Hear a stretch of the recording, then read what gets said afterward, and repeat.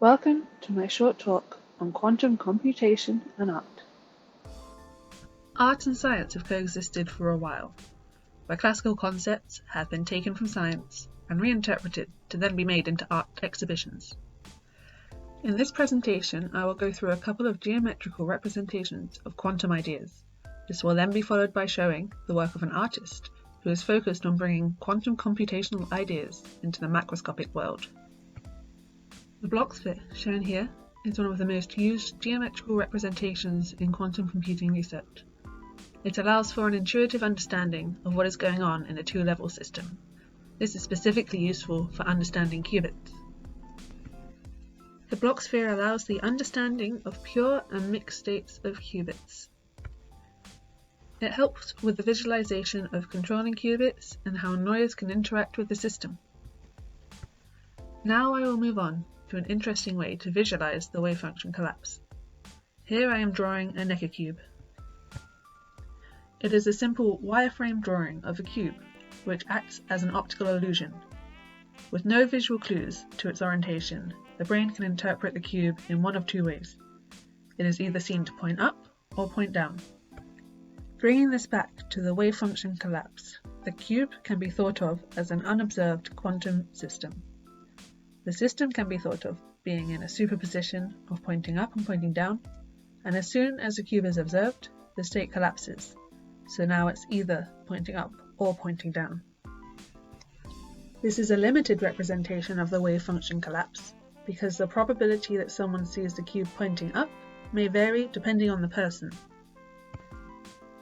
The Neca cube can also be used to show an interpretation of entanglement. If there are now two cubes, they can be placed next to each other so that they slightly overlap. This now gives the illusion of the cubes being correlated. If the brain sees one cube facing in one direction, it will automatically show the cube next to it facing the same direction. The cubes can now be thought of as entangled. Once you have information about cube 1, you now know the information about cube 2. I will now steer away from geometrical representations and talk more about artistic interpretations of quantum computing. One specific artist that focuses on this is Libby Heaney.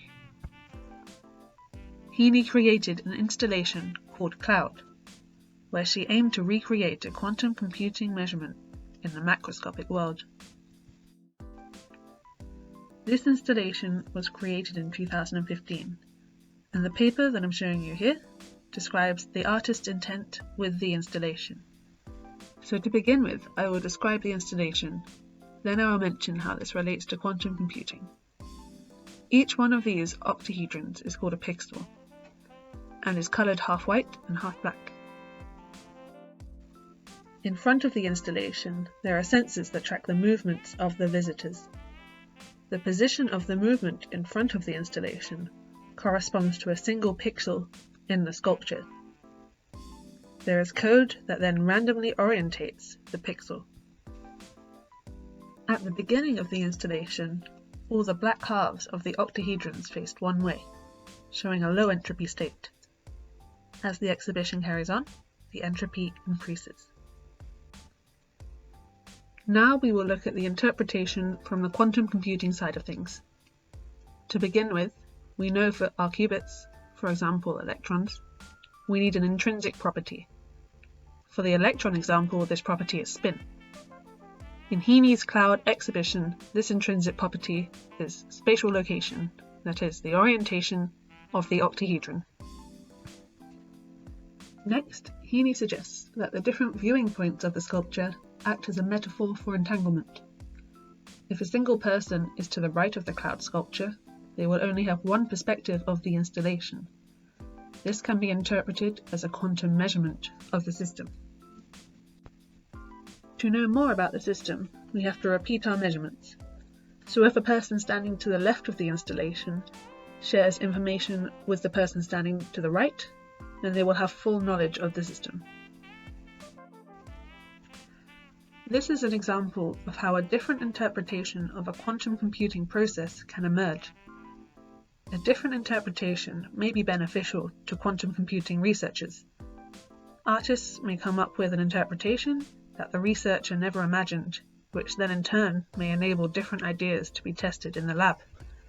Another benefit of quantum computing art is that non-researchers would be able to easily access quantum research through visiting an art exhibition.